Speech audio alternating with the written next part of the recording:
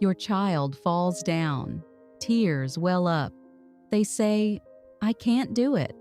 And your heart breaks because you know they're capable, but they don't believe it yet. You want to raise a child who doesn't crumble when life gets hard, a child who can feel big emotions and still move forward. But how do you teach that?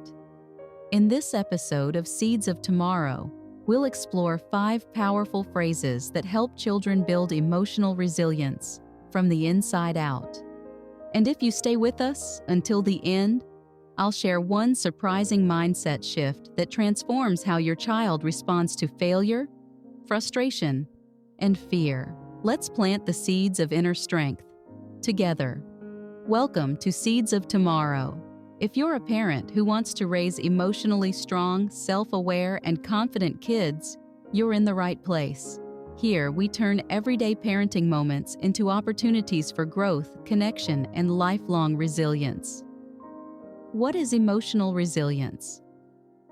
Emotional resilience is the ability to feel difficult emotions, sadness, anger, fear, disappointment, and still bounce back. It's not about avoiding pain. It's about learning to move through it with courage and self-trust. For children, resilience starts with the words they hear, the support they feel, and the stories they tell themselves. And as parents, we have the power to shape that, one phrase at a time. 1. It's okay to feel sad. I'm here.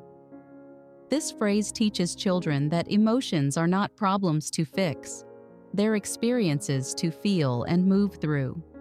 When a child hears this, they learn that sadness isn't shameful or dangerous. It's human, and they're not alone in it. Real-life example, your child loses a toy they loved. They cry, and you feel the urge to distract them or say, "Don't cry, it's just a toy." Instead, you sit beside them and say, "It's okay to feel sad. I'm here." You don't rush to fix it. You just stay. They cry, then breathe, then slowly calm down because they feel safe to feel. Why it works? Emotional resilience begins with emotional safety. Children who are allowed to feel their emotions without judgment learn to regulate them better over time. This phrase validates their experience and builds trust, both in you and in themselves. 2. You're learning, not failing. This phrase reframes mistakes as part of growth. It helps children separate their identity from their performance, a key skill for long-term confidence. Real-life example, your child tries to tie their shoes and gets frustrated. "I can't do it." You kneel down and say, "You're learning, not failing." Every time you try, your brain gets stronger. Then you show them again, slowly, and let them try once more. Why it works? Children often interpret failure as proof that they're not good enough. This phrase rewires that belief. It teaches them that effort is valuable and that mistakes are stepping stones, not stop signs.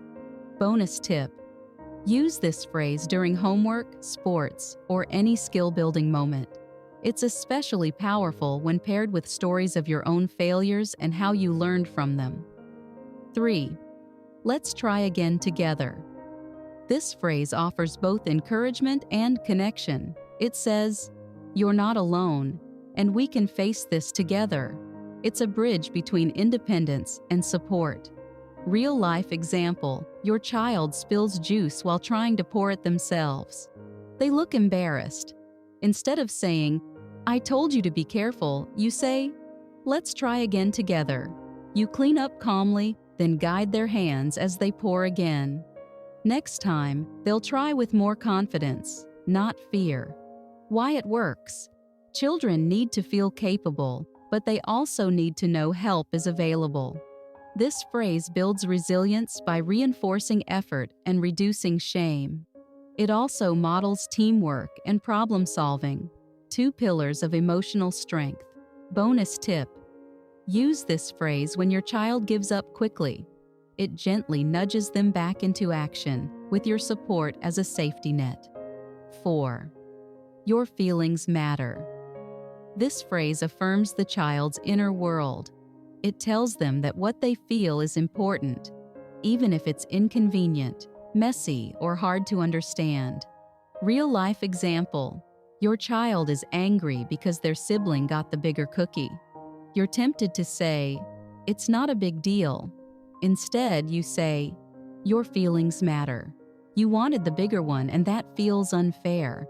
Then you help them express their anger in words, not actions. Why it works.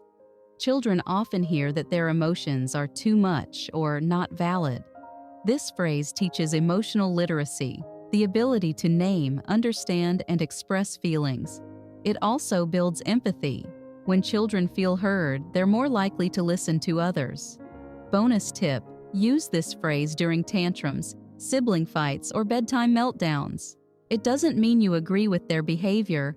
It means you respect their experience. 5. You're brave for trying.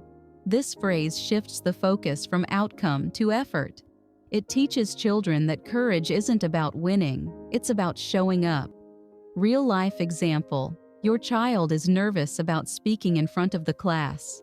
They do it, voice shaking, and sit down looking unsure.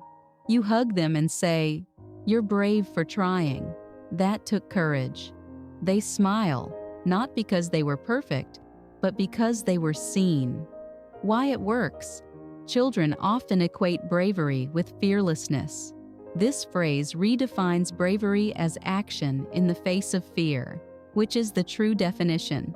It helps them build a growth mindset and internal motivation. Bonus tip: use this phrase after any attempt, even if it fails. It reinforces the idea that trying is valuable and that bravery lives in effort. Putting it all together. These 5 phrases aren't magic spells. They're seeds. Seeds that, when planted consistently, grow into emotional strength, self-awareness, and resilience. You don't have to be perfect. You just have to be present. And when your words reflect empathy, encouragement, and belief, your child learns to speak to themselves the same way. Imagine your child facing a tough moment, a lost game, a broken toy, a hurt feeling, and instead of collapsing, they whisper to themselves, "It's okay to feel sad, I'm learning. I can try again." That's emotional resilience, and it starts with you. You've just learned 5 powerful phrases that help children build emotional resilience, not by avoiding hard feelings, but by learning to face them with courage, connection, and self-trust. But here's the mindset shift we promised, one that can transform how your child responds to life's challenges. Resilience isn't built in moments of success. It's built in how we respond to struggle. When your child falls apart, when they cry, when they say, "I can't," that's not failure. That's the moment where your words, your presence, and your belief can shape how they see themselves. So instead of rushing to fix or trying to distract, pause, breathe, say something that plants a seed of strength, of safety, of self-worth. Because every time you say, "It's okay to feel sad, I'm here," or "You're brave for trying," you're not just comforting your child, you're teaching them how to comfort themselves. And that's the true gift of resilience, not just bouncing back, but growing stronger, wiser, and more compassionate with every fall. If this episode touched your heart, gave you tools, or made you see parenting in a new light, I'd love for you to join our growing community. Subscribe to Seeds of Tomorrow for more episodes where we turn everyday parenting into lifelong growth.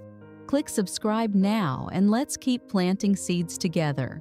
One phrase, one moment, one child at a time. I'll see you in the next episode